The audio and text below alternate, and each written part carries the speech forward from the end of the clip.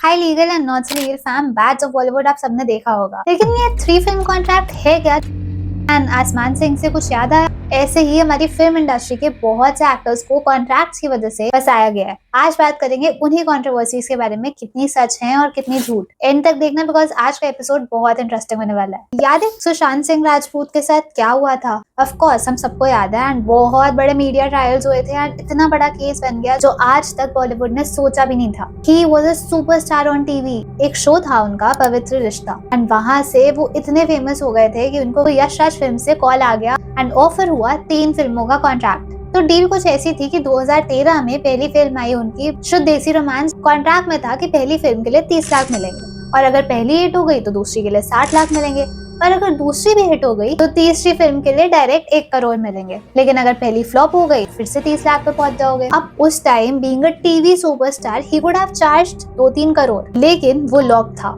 In fact contract में आपको ये भी नहीं पता कि स्क्रिप्ट कौन सी आएगी और कौन सी स्क्रिप्ट को आपको साइन करना है। बस 3 रैंडम डील्स के लिए आपने साइन कर दिया, आगे जो भी फिल्म IRF ऑफर करेंगे आपको करनी ही पड़ेगी। तो यहाँ पे हम बात करते हैं उस हिडन लीगल फैक्ट की। तो SRA के सेक्शन 14 के हिसाब से courts can not force specific performance of personal service contract. मतलब अगर सुशांत सिंह ये कह देते कि वो एक्टिंग नहीं करना चाहते तो कोर्ट उन्हें फोर्स नहीं कर सकता था। It's against personal liberty. Production house के पास ना 2 वेपन्स ऑलरेडी तैयार थे। पहले तो भाई सीधा सीधा सू कर दिया for damages under section 73 of Indian contract act. सीधा बोला भाई तुम्हारी वजह से तुम्हारा 10 करोड़ का लॉस हो गया। और दूसरा है इंजंक्शन। प्रोडक्शन हाउस कहता है हमने इससे एक्सक्लूसिवली साइन कराया था ये कॉन्ट्रैक्ट, अगर ये हमारी फिल्म नहीं कर सकता तो फेयरनेस के हिसाब से और भी कोई फिल्म नहीं करनी चाहिए। तो कोर्ट इंजंक्शन ग्रांट कर देता है कि ठीक है भाई, जब तक ये केस चल रहा है तब तक आप और किसी की फिल्म में साइन कर ही नहीं सकते।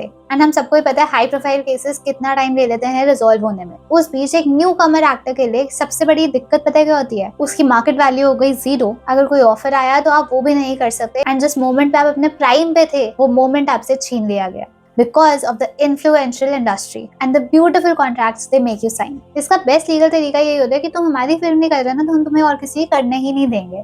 और कैसे नहीं करने देंगे? इंजंक्शन लगवा देंगे। बेसिकली इंडस्ट्री में ये मैसेज क्लियरली भेजना है कि इस इंसान को हायर नहीं करना है। ऐसे ही श्रद्धा कपूर ने भी रिस्क ले लिया था। 3 फिल्मों का कॉन्ट्रैक्ट साइन किया था YRF के साथ। पहली फिल्म थी लव का दी एंड 2011 में, जो कि फ्लॉप हो गई। उसके बाद YRF ने उसे बहुत समय बाद एक मूवी ऑफर की, औरंगजेब, एंड उसे बोला एज पर द कॉन्ट्रैक्ट आप ये करोगे। लेकिन श्रद्धा को मिल गया ऑफर आशिकी 2 का। अब वो फिल्म तो भाई हम सबको पता है श्रद्धा कपूर की मार्केट वैल्यू कहाँ से कहाँ ले गई।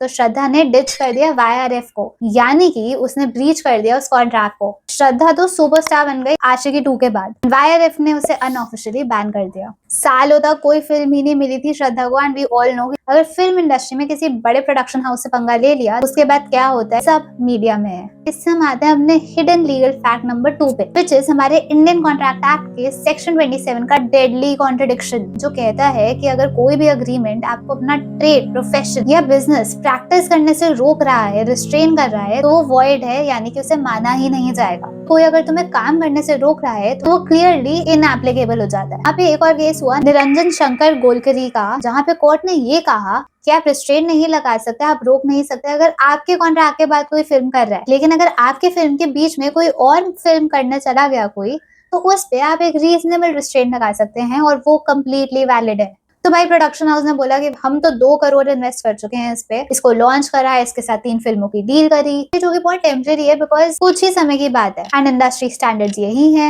एंड सबसे बड़ी चीज की उसने तो वॉलंटरीली साइन करा, तो ये तो फेयर ही है ना। तो कोर्ट ने कहा कि हाँ भाई ये तो रीजनेबल लग रहा है। तो यहाँ कैच 22 शुरू होता है। पहले महीने में एक्टर ने सेक्शन 27 का यूज करके बोल दिया कि ये कॉन्ट्रैक्ट तो वॉइड है, इसलिए मैं तो जा रही हूँ। कहाँ जा रही है? कहाँ मतलब मैं भाग रही हूँ।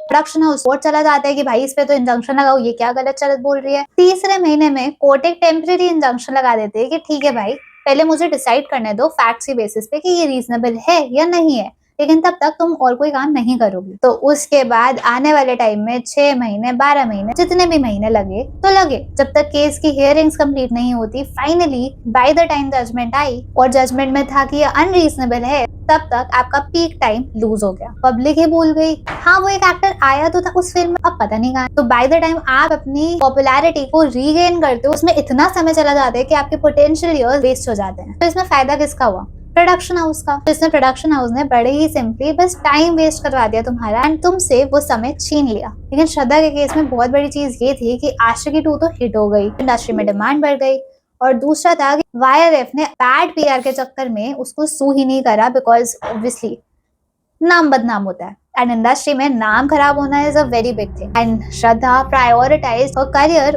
Over the Bollywood fear. Although YRF is super strong and court में शायद वो ये सब कर सकते थे, लेकिन उन्होंने नहीं किया। अब वट एवर द रीजंस, लेकिन अनऑफिशियली तो बैन कर ही दिया। अब आते हैं हिडन फैक्ट नंबर 3, अनकॉन्शनेबल कॉन्ट्रैक्ट। यानी कि सेक्शन 23 ऑफ इंडियन कॉन्ट्रैक्ट कहता है कि कोई भी contract oppose to public policy है तो वो वॉइड है। कोर्ट ने सिंपली कहा है कि कोई भी कॉन्ट्रैक्ट अगर एक तरफा बहुत ज्यादा है, यानी कि बहुत वन साइडेड है, तो उसे माना जाएगा अनकॉन्शनेबल। जैसे कि 3 फिल्मों के एक न्यू कमर को मिल रहे हैं 30 लाख, जबकि प्रोडक्शन हाउस कमा रहा है करोड़ों रुपए। वो क्वेश्चनेबल है लीगली, लेकिन प्रॉब्लम ये है कि कोई आवाज ही नहीं उठाता because of the industry pressure, क्योंकि रहना तो यही है ना। फिर आते हैं हिडन फैक्ट नंबर 4 पे, यानी कि कॉन्ट्रैक्ट मॉडिफिकेशन और ओरल प्रोमिसेस। ओरल कॉन्ट्रैक्ट तो वैलिड है, और आपको प्रोड्यूसर ने वर्बली भी शूटिंग पे बोल दिया कि आपको इसके एक्स्ट्रा पैसे मिल जाएंगे, तो अगर आप इसको प्रूव कर सकते हो तो ये लीगली वैलिड हो जाता है। प्रूव करने का बेस्ट तरीका है एविडेंस रखो। और एविडेंस कैसे होगा? Text messages, phone calls, email, WhatsApp chats, कहीं भी कुछ भी है तो उसे सेव कर लो, क्योंकि हाल ही में कोर्ट ने डिजिटल कम्युनिकेशन को भी वैलिड एविडेंस माना है। फिर आते हैं हिडन फैक्ट नंबर 5 पे,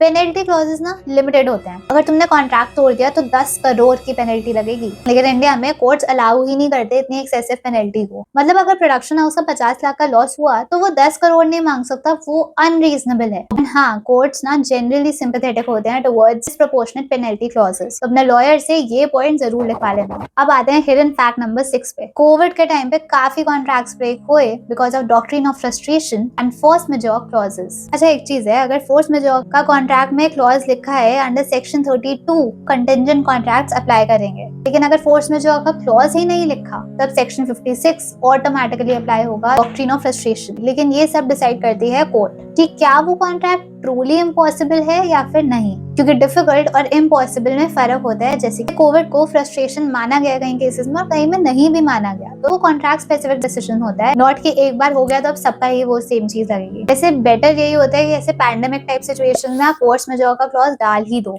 क्योंकि बिना एक्सप्लिसिट क्लॉज के सेक्शन 56 अप्लाई होता है, जिसमें कोर्ट की डिस्क्रिशन ज्यादा होती है। अब आते हैं हिडन फैक्ट नंबर 7 पे, आर्बिट्रेशन क्लॉजेस का silent trap. Mostly Bollywood contracts में आर्बिट्रेशन क्लॉज यूज होता है, मतलब डिस्प्यूट्स कोर्ट में नहीं जाएंगी, प्राइवेटली होंगी। प्रॉब्लम ये है कि पहले तो पब्लिक को नहीं पता लगता बहुत बार, ऊपर से ट्रांसपेरेंसी वैसे तो होती है बट कई बार बिकॉज ऑफ इंडस्ट्री इन्फ्लुएंस नहीं होती, और कभी कभी ऑफ द हुक इंडस्ट्री का इन्फ्लुएंस इतना ज्यादा हो जाता है इन आर्बिट्रेशन केसेस, तो वो बायस बड़ी जल्दी आ जाता है। फिर आर्बिट्रेशन में अपील भी बड़ी लिमिटेड है, तो इसीलिए कुछ प्रो टिप्स याद रखो। हमेशा आर्बिट्रेशन क्लॉज को ना नेगोशिएट कर लेना चाहिए पहले ही। आर्बिट्रेटर की सिलेक्शन प्रोसेस डिफाइन कर लो कि कैसे होगा। दूसरा होता है कि न्यूट्रल वेन्यू चूज करो। तीसरा और most important, timeline boundary set करो। एंड फाइनली कॉस्ट शेयरिंग को ढंग से डिफाइन करो। अब आते हैं कुछ इंडस्ट्री केसेस पे जो शायद आपको ना पता हो। पहला है vibrant media productions versus Salman Khan and others. यहाँ पे जून 2018 में यूएस में एक मेजर लॉसूट फाइल किया गया। वाइब्रेंट मीडिया ग्रुप ने सलमान खान, कैटरीना कैफ, सोनाक्षी सिन्हा, रणवीर सिंह और अक्षय कुमार जैसे कई बॉलीवुड सेलिब्रिटीज के अगेंस्ट $1 मिलियन का ब्रीच ऑफ कॉन्ट्रैक्ट का केस फाइल कर दिया। हुआ गया था, कॉन्ट्रैक्ट था शिकागो के कॉन्सर्ट का जो 1 सितंबर को होना था 2018 में। इसमें ये सारे एक्टर्स ऑलरेडी एडवांस ले चुके थे, लेकिन एंड में स्टार्स ने परफॉर्मेंस ही नहीं दी, पैसे भी वापस नहीं करे। तो इससे हम ये सीखते हैं कि इंटरनेशनल कॉन्ट्रैक्ट्स में जुरिस्डिक्शन मैटर करती है। यूएस कोर्ट का जजमेंट इंडिया में इन्फोर्स करवाना थोड़ा सा मुश्किल है, पर ये केस दिखाते हैं कि कॉन्ट्रैक्ट्स को लाइटली नहीं लेना चाहिए। इनफैक्ट सेलिब्रिटीज को भी बड़े ही आराम से सू करा जा सकता है। दूसरा केस है pro मार्कॉम इनकॉर्पोरेशंस versus Mohit Chauhan. Playback singer Mohit Chauhan तो आप सबको ही पता है, उनके अगेंस्ट भी यूएस इवेंट मैनेजमेंट टीम ने $500,000 का 3.25 करोड़ का लॉसूट फाइल कर दिया। अब हुआ क्या था कि पहली बार उन्होंने शो पे आने से मना कर दिया जून 2015 में। उन्होंने कहा कि मेरे पास तो बैंड ही नहीं है तो मैं आ ही नहीं सकता, और ये बात प्रो मार्कॉम को बताई ही नहीं कॉन्ट्रैक्ट साइन करते वक्त। शो रीशेड्यूल हुआ सितंबर में। बैंड के किसी एक मेंबर को डेंगू हो गया एंड इसकी वजह से कंपनी ने फिर से रीशेड्यूल कर दिया। फाइनली नवंबर में जब ये होने वाला था तो एयरपोर्ट पे बोर्डिंग से पहले ही मोहित चौहान ने डिमांड करा कि मेरी वाइफ को, यानी कि मेरी मैनेजर को, डेली अलाउंस को बढ़ा दो एंड कॉन्ट्रैक्ट की कॉपी भेज दो। तो कंपनी ने कहा ठीक है, आप प्लान कर लो, हम देख लेंगे। लेकिन Mohit refuse to board the plane. Result ये था कि इवेंचुअली ये सब सेटल हो गया, लेकिन जो ये पैटर्न ऑफ एक्सक्यूजेस है ना, ये ब्रीच ऑफ कॉन्ट्रैक्ट को दर्शाता है। पहले तो भाई मल्टीपल कैंसिलेशंस का मतलब है बैड फेथ, कोई तुम्हें दोबारा पूछेगा ही नहीं। दूसरी बात, last minute financial demands is a terrible strategy. Never do that in your contracts. पहले से ही सब कुछ लिख के रखो। तीसरा है, जेन्युइन रीजंस का हमेशा एक रिटन एविडेंस होना चाहिए, जैसे कि medical certificates, visa rejection letters, सब कुछ। इंटरनेशनल लॉसूट्स ना बहुत पब्लिकाइज हो जाते हैं, तो तुम्हारी रेपुटेशन हैम्पर हो जाती है एंड कभी कभी वो परमानेंटली डैमेज भी हो जाती है इन केसेस जहाँ बहुत बड़े सूट्स इन्वॉल्व हैं। इनफैक्ट बैड्स ऑफ बॉलीवुड में तुमने ये चीज बहुत अच्छे से देख ली होगी कि कैसे न्यू कमर्स और एक्सप्लॉइटेड कॉन्ट्रैक्ट्स कैसे उन्हें ट्रैप कर लेते हैं और इंडस्ट्री गेटकीपिंग कैसे काम करती है। तो अगर आप एंटरटेनमेंट इंडस्ट्री में हो या जाना चाहते हो तो ये टिप्स याद रखना। पहला है, हमेशा एक स्पेशलाइज्ड एंटरटेनमेंट लॉयर को हायर करो और क्लॉजेस समझो। नेट प्रॉफिट, ग्रॉस प्रॉफिट क्या होता है, फिल्म की कितनी प्रॉफिट शेयरिंग हो रही है, प्रोडक्शन हाउस की डील्स कैसे काम करती हैं, सब कुछ। दूसरा है, एग्जिट क्लॉज हमेशा रखो। हर कॉन्ट्रैक्ट में क्लियर टर्मिनेशन क्लॉज होना चाहिए। How do I exit this deal अगर मेरे को कल को एक बेटर ऑफर आ जाता है। तीसरा है, डॉक्यूमेंट कर लो हर चीज को, हर evidence, WhatsApp chat, email, voice message, text message, call, कुछ भी आ रहा है सबको सेव कर लो। सब एविडेंस बन सकता है कोर्ट में। और हाँ, नेगोशिएट अच्छे से करना। पेमेंट शेड्यूल क्लियर होना चाहिए हमेशा। बैक एंड पार्टिसिपेशन को क्लियरली डिफाइन कर दो। स्क्रिप्ट अप्रूवल के राइट्स मांगो। एक्सक्लूसिविटी पीरियड को लिमिट कर दो। इंडस्ट्री के कुछ रेड फ्लैग्स है जो तुम्हें अच्छे से पता होना चाहिए।